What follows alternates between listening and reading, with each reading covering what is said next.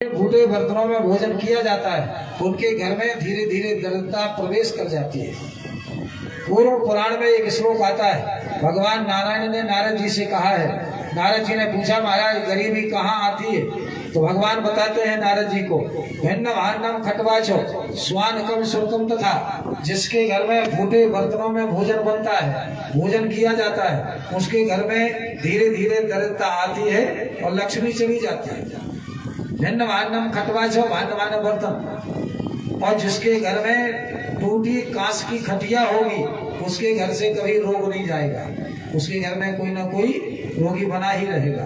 भिन्न भान्नम खटवाचो स्वानकम सुखम तथा, और जिसके आंगन में कुत्ता बैठता होगा वो भगवान के लिए चाहे जितना प्रसाद लगावे, श्राद्ध के दिन चाहे 1000 ब्राह्मणों का भोजन करावे माता पिता के श्राद्ध के दिन, लेकिन उसके घर से उसके पुरखा भूखे ही लौट जाते हैं अगर कुत्ता घर में बैठा होगा तो। भिन्न भान्नम खटवाचो स्वानकम सुखम तथा अप्रशस्तानि सर्वाणि, और जिसके घर में पीपल का वृक्ष खड़ा होगा, जैसे जैसे पीपल का पत्ता हिलेगा वैसे वैसे उसके घर से लक्ष्मी बाहर भागेगी। संसार में 2 चीजें ऐसी हैं जो केवल बिना हवा के हिलती हैं, एक पीपल का पत्ता और आदमी का मन। प्रमाण क्या है? अयोध्या कांड। तुलसीदास जी महाराज कहते हैं, पीपर पात सरस मन डोला। आप कभी भी देख लेना, जब सभी पत्ते बंद हो जाएंगे तो केवल पीपल का पत्ता हिलेगा, ये बिना हवा के हिलता है।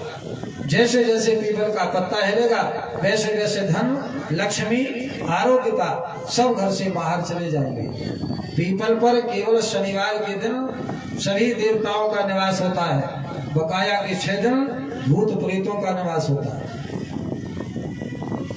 इसलिए पीपल की तो छाया भी बचाई जाती है। शनिवार के दिन अगर पीपल पर दीपक रखो, 3, 5, 7, 11 परिक्रमा लगाओ, कभी कोई ग्रह परेशान नहीं करेगा तो लक्ष्मी की वृद्धि होगी। बकाया के 6 दिन अगर स्पर्श कर लोगे तो परेशान हो जाओगे, तो भूत प्रेतों का उस पर निवास रहता है। इसीलिए अपने यहाँ एक परंपरा बनी हुई है, अगर गांव में कोई समाप्त हो जाता है तो उसके विमान को, उसकी अर्थी को पीपल के नीचे विश्राम कराया जाता है, और अस्थि संचयन करने के बाद, हड्डियां लेने के बाद पीपल पर टांग दी जाती, क्योंकि कोई परिवार का हो, गांव का कोई भूत प्रेत शेष रह गया हो तो इसके साथ गंगा जी चले। ये शास्त्रीय प्रमाण कहे गए। अप्रशस्तानि सर्वाणि, तो शनिवार के अलावा छोड़ करके पीपल का पूजन नहीं होता है, छाया भी बचाई जाती है। और भी शास्त्रों में बहुत सी बातें बताई गई हैं। धन ज्यादा बढ़ जावे, कम करना हो तो क्या उपाय करे? हालांकि कोई कम नहीं करता, लेकिन वो होने लगता है। क्या करें कि जिससे धन कम हो जाए? तो विप्र विरोधी ब्राह्मणों का विरोध करने लगो, भगवान का विरोध करने लगो, धन अपने आप कम होने लगेगा। विप्र विरोधी अजाधन, बकरियों का धंधा करने लगो, धन अपने आप कम हो जाएगा। और इतने पर धन ना मिटे, इतने काम करने पर भी अगर धन ना मिटे तो पीपर राख द्वार, तो दरवाजे पर पीपर लगा लो, धन अपने आप कम होने लगे। पीपर के 2 अर्थ है। पीपर माने एक तो वृक्ष है ही, और दूसरा पी माने पत्नी, पर माने दूसरे की। अगर परस्त्री से प्रेम करने लगोगे तो भी तुम्हारा धन चला जाएगा। कैसे? जैसे रावण की लंका का धन चला गया। क्योंकि शास्त्र में तो एक एक शब्द के ऊपर, एक एक अक्षर के ऊपर दिन भर निकल जाता है। सुदामा चरित यहाँ आधा घंटे में सुनाना है, और वृंदावन में 6 दिन सुनाया था, और 6 दिन में सुदामा जी द्वारका पहुंचे थे, लौटे नहीं थे। कृष्णानंद जी के आश्रम में भागवत चल रही थी, उन्होंने कहा कि पाठक जी परीक्षा मोक्ष कर दो, अब अगली साल बुलाएंगे तो 6 दिन में सुदामा जी को सुदामापुरी भेज देना। हमने कहा कि देखो गए फिर लौटेंगे नहीं, ध्यान रखो।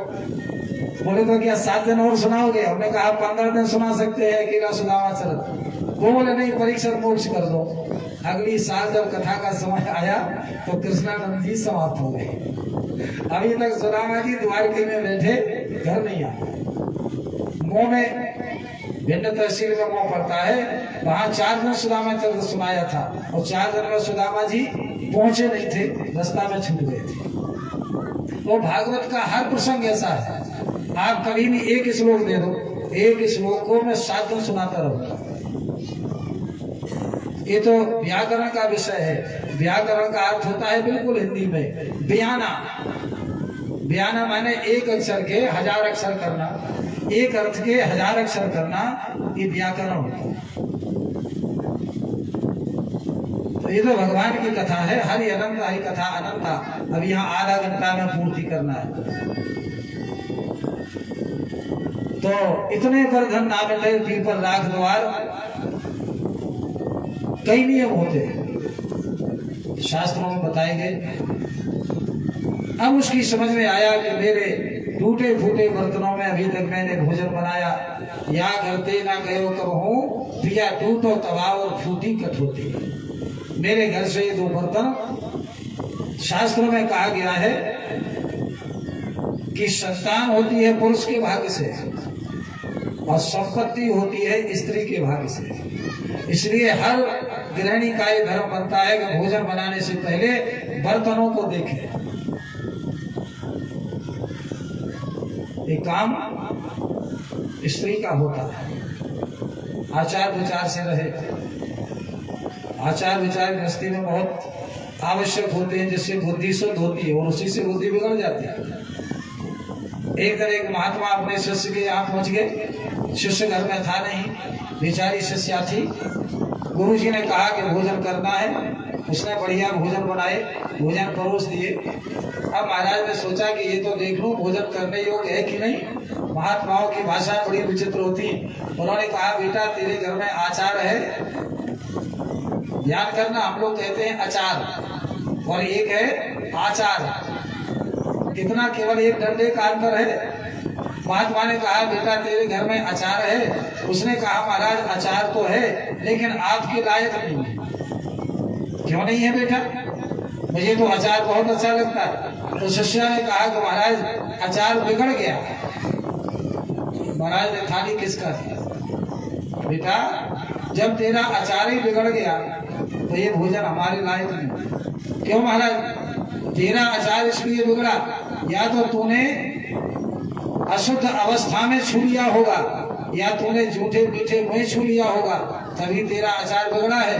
अगर तेरा आचार अच्छा होता तो तेरा आचार नहीं बिगड़ा। इसलिए हर स्त्री को ये सोचना चाहिए कि लक्ष्मी तुम्हारे हाथ में है। अगर आचार विचार से रहोगे, नित्य नहा धोकर के भगवान को खाना पीना बनाओगे, भगवान को प्रसाद लगाओगे, कभी घर में गरीबी नहीं आएगी। और अगर ये सुशीला जैसी गलती हो गई कि फूटे बर्तनों में भोजन बनाना, फूटे बर्तनों में भोजन करना, ऐसी ही तरह आ जाएगी। अब समझ में आया कि मुझसे गलती हो गई। दौड़ी दौड़ी फिर से सुदामा जी के पास गई। चरण पकड़ लिए, महाराज द्वारका जा हुजू, द्वारका जा हुजू, आप द्वारका जाओ। सुदामा ने कहा द्वारका जाकर क्या करूंगा? सुशीला ने कहा महाराज द्वारका जाने से 2 लाभ मिलेंगे। क्या लाभ मिलेगा? पहला तो ये लाभ मिलेगा कि जो एक बार जीवन में द्वारका चला जाता है तो द्वार द्वारका जाना बंद हो जाता है।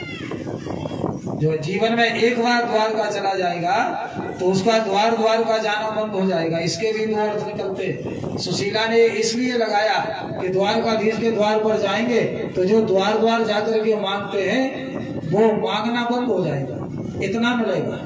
लेकिन इसका एक दूसरा अर्थ है कि जो जीवन में एक बार द्वारका जाता है और द्वारकाधीश के दर्शन कराता है, उसका द्वार द्वारका जाना बंद हो जाता है। कौन से द्वार? 84 लाख जोनियों के द्वार। 84 लाख जोनियों के द्वार सदा सदा के लिए बंद हो जाएंगे अगर उन्होंने कृपा कर दी तो। हर शब्द में अर्थ निकलता है, लेकिन समय अपनी गति से बढ़ता है। खूब घड़ी देखो, एक घड़ी रखी है, घड़ी देखते हर घड़ी, घड़ी न जाने कोई, और घड़ी देख को कह सको कौन घड़ी का होए। कौन घड़ी का होए घड़ी की चाल करानी, दुनिया ने सब जान लिया पर घड़ी न जानी। कहेंगे घर का विराय घड़ी यह व्यर्थ न जाए, और घड़ी घड़ी में घड़ी घड़ी कैसी आ जाए। खूब घड़ी देख, वो अपनी गति में बढ़ते। इसलिए महाराज आप द्वारका जाओ। ठीक है, तू नहीं मानती है, चले जाते। लेकिन मित्र के घर जाए, स्वामी के घर जाए, ज्योतिषी के घर जाए, गुरु के घर जाए, साधु के घर जाए, आचार्य के घर जाए, प्रोत के घर जाए, वैद्य के घर जाए, तो कुछ भेंट लेकर जाना चाहिए। भेंट लेकर नहीं जाओगे, कार्य में सफलता नहीं मिलेगी। महाराज उसकी चिंता मत करो, मैं मांगने चली जाऊंगी, तुम जाएगी मांगने? हाँ, क्यों? अपने लिए थोड़ी जा रही हो, अपने लिए नहीं जा रही हो। परमार्थ के कारण मोहिना आवत लाज, भगवान के लिए जा रही हो, चली जाऊंगी। गई, रात में गई, क्योंकि दिन में तो जा नहीं सकती थी, रास्ता चल रही थी। रात्रि के समय में पहुंची, पड़ोस में जाकर के आवाज दी। सुशीला की आवाज को पड़ोसनों ने पहचाना। सुशीला तू? हाँ, क्यों? सवेरे ब्राह्मण देवता मित्र से मिलने जा रहे हैं, द्वारका जा रहे हैं, कुछ भेंट चाहिए। पड़ोस में भी ऐसा व्यवहार बनाना चाहिए। एक आवाज पर सभी पड़ोस में एकत्रित हो गई, भेंट चाहिए। एक ने लाकर के इतना रख दिया कि सुशीला एक का नहीं उठा सकती थी, सभी ने इतना इतना भर के रख दिया, ले जाओ। ऐसा व्यवहार होना चाहिए। ऐसा ना हो कि पड़ोसी बीमार हो, पड़ोसी सोचे अच्छा हुआ मर जाए तो अच्छी बात है। कभी ऐसा व्यवहार नहीं करना चाहिए। ऐसा व्यवहार जियो, तुम्हारे अगर हाथ में दर्द होवे, सामने वाले के पूरे शरीर में दर्द होवे, और ना होवे, लेकिन तुम ईमानदारी का जीवन जियो, तुम्हारे लिए फिर भगवान को दर्द होगा, भगवान कृपा करेंगे। सुशीला बड़ी धर्मात्मा थी, बड़ी विद्वान थी। उसने विचार किया अगर मैं एक का ले जाती हूं तो बकाया की पड़ोसनों का अपमान होगा, तो किसी का अपमान नहीं होना चाहिए। शरीर के ऊपर छोले के पत्ते लगाई थी। जीव गोस्वामी जी ने बहुत बड़ा सुदामा चरित्र लिखा है 1100 श्लोकों में, और 1100 श्लोक 11 साल में लिख पाए थे। तो छोले के पत्तों से उसने शरीर को ढका था। तत्काल पत्तों को निकाला, एक दोना बनाया और कहा कि थोड़ा थोड़ा डाल दो। अरे तुम ही ले लो। नहीं नहीं, दान तुम खुद करो, क्योंकि भगवान के पास जा रहा है। सभी ने थोड़ा थोड़ा डाला, पूरा दोना भर गया। तभी से अपने आई परंपरा चल गई है कि गांव में अगर कोई गंगा जी जाता था, तीर्थों में जाता था, तो सवेरे मुनादी करवा दी जाती थी कि वो गंगा जी जा रहे हैं, अर्थात जिसे भेंट भेजना हो वो भेंट भेज दे, क्योंकि ले जाने वाले को उसमें 4 आने का फल मिलता था। हमने 1 रुपए भेजा गंगा जी के लिए, तो 12 आना तो मिलेंगे हमको, और 4 आना मिले ले जाने वाले। इसलिए अगर कोई भेंट भेजता है, भगवान के लिए प्रसाद भेजता है, तो उसे प्रसन्नता से ले जाना चाहिए। सुशीला लाई, सवेरा हुआ, सुदामा जी से कहा महाराज मैं भेंट ले आई हूं, आप स्नान ध्यान कर लो, पूजा पाठ कर लो, चलो। सुदामा जी ने स्नान ध्यान किया। सुशीला कल कहा था भेंट? हाँ महाराज लाई हूं, दोना दे दिया। सुशीला देख, सर्दी का समय, सुदामा जी पौष शुक्ल सप्तमी सोमवार के दिन सुदामा जी से मिलने गए थे। फूस का महीना, शुक्ल पक्ष, सप्तमी तिथि, सोमवार का दिन। वैसे मैं बताता नहीं हूं, लेकिन एक दिन हमारे महाराज जी ने कहा था, पंडित श्री राम कुमार जी पाठक ने, कि सुदामा जी के माता पिता का नाम क्या था। वैसे मैं बताता नहीं हूं, क्योंकि ये बातें बताने में सिवा नुकसान के कुछ नहीं मिलता। लेकिन अगर पेन कागज हो तो आप लोग नोट कर लो। सुदामा जी के पिताजी का नाम था सोम शर्मा और माता का नाम था पुनीत बा। ये गुजराती नाम है। माता का नाम था पुनीतवा और पिता का नाम था शोक शर्मा। श्रवण कुमार के माता पिता का नाम याद ना हो तो वो भी लिख लो, नामों की चर्चा चली है।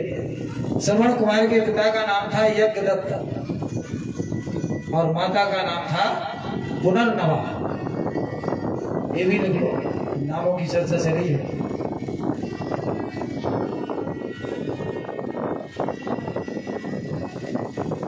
सुशीला, सर्दी का समय है, भगवान से मिलने का, भजन का कभी कोई समय नहीं होता। लोग मुहूर्त के पीछे पड़े रहते हैं। फूस के महीने में लोग कथा नहीं कर पाते। कथा करवा, अरे महाराज फूस का महीना चल रहा, तो तुम रोटी क्यों खाते हो, तुम क्यों नहाते हो, मत खाओ, फूस का महीना तो है। धर्म से बचने के लिए लोग फूस के महीने में कथा नहीं बच पाते। और विचित्रता देखो, सुदामा जी भगवान से मिलने फूस के महीने में गए और विभीषण भगवान से मिलने कब गए? चैत्र कृष्ण चौथ मंगलवार के दिन। तो मंगलवार भी अशुभ होता है और चौथ रिक्ता तिथि होती है। चौथ नवमी 14 और मंगलवार, इनमें कोई काम शुभ नहीं होते। लेकिन भगवान से मिलने के लिए हर मुहूर्त शुभ होता है। लगन मुहूर्त झूठ सब बने बिगाड़त काम। ये मुहूर्त, ये लग्न, ये बने बनाए काम बिगाड़ते। कहे दादू दयाल का ये दोहा है कि लगन मुहूर्त सब भले, कब? जब कह लो सीताराम, राम नाम स्मरण करो और काम को आगे बढ़ा दो, सब लगन मुहूर्त वही है। हम भगवान की शरण में ना जाने और पंचांगों पर चढ़ बैठे, कभी कोई सफलता नहीं मिलेगी। मुहूर्त कुछ नहीं करते।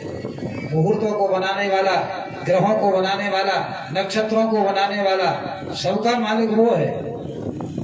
जब भगवान राम जी अयोध्या में आए, जब रामायण में एक कथा आई है, जब भगवान श्री राम अयोध्या में आने लगे, पूरे नवग्रह हाथ जोड़ करके खड़े हो गए, महाराज आप जन्म ले रहे हो, आपकी जन्म कुंडली में कहाँ बैठ जाए? जिसके इशारे पर जिसने ग्रहों को बनाया